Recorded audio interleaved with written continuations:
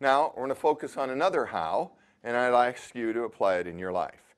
And it's similar to the coaching that I did this morning with Will, which is to stand in the future that you want and pretend you're already there. And then figure out how you got there. I'll show you. This is what most people do when they're trying to get from where they are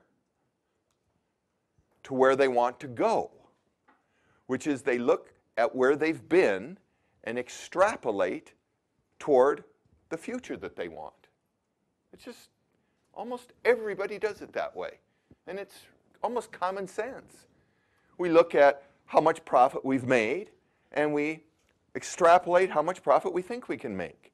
We look at how many people we've served, we extrapolate to how many we can serve. We look at how many paintings we've painted or how many pieces of art we've created, and then extrapolate out to the future. We build our future from our past. Well, the alternative to that is this, which is you start by doing what we did. In some ceremonial way, you erase history. Yeah, it's real easy to do it on the computer. The second step is to design the future. And when you design the future, it's that kind of future we've been working on, which is this multidimensional, far-out future.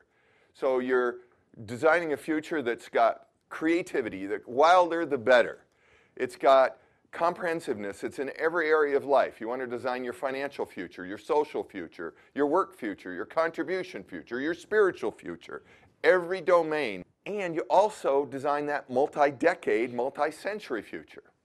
Okay, now we've got it. Then the next step is to stand in that future and describe where you were. So you actually stand there. You pretend you're there. And you say, you know, I got here, and I used to be back then. That's what I had Will do. See, I used to be that it was tense. Used to be that it took me a long time. Used to be that I forgot. But now, no longer. So he did that part. Now here's the part that he didn't do and that you haven't done, and it's a way to create action plans. And that is, while standing in the future, describe how you got there, but describe it from the future backwards. Pictorially, it goes like that.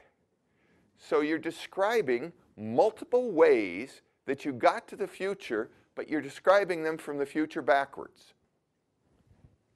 Here's an example.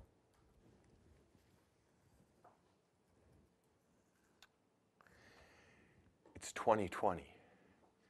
And we've just been celebrating the end of abject poverty for 1 billion people on the planet. 1 billion people just brought themselves above the $1 a day threshold in purchasing power parity from the year 2005. So these are people that in 2005 dollars actually existed on our planet for less than $1 a day. And now they've escaped that. So in that definition of abject poverty, we no longer have it. It's so cool. And how we got there is like this. About a year ago, we were so close, but it looked impossible. But the world community said, wow, we are so close, and they gathered together and decided to end it. So what everybody did was every person on earth contributed 1/100th of 1% of their yearly wage, and it wiped it out. And that's all it took, was 1/100th of 1% of everybody's yearly wage, and it got wiped out. But that's what happened just last year in 2019. But in 2018, there was a really big event that occurred. And what occurred was that the governments of the world realized for the first time that what threatened world peace more than anything was abject poverty. That people that got out of poverty were no longer, it was hard to manipulate them and get them to go to war. And so the governments actually started taking part of their defense spending and spending it to end poverty because it was actually a better buy. They took a lesson from, clear back then, and I think it was 2008 or 2009, when back in Iraq, the government of the United States realized that it was cheaper to buy the enemy by giving them a job than to defeat them. So they actually started to give jobs to the enemy and employ them. It was a brilliant idea. I remember my dad used to do it back when I was growing up in 1959. He'd go out and he'd find the troublemakers in the neighborhood and he'd deputize them and tell them that it was their job, and he paid them just tiny amounts, like a nickel a week or something, to keep the peace in the neighborhood. Well, anyway, that's what happened in 2018. But in 2017, you got the idea? So you tell how it got there from the future back.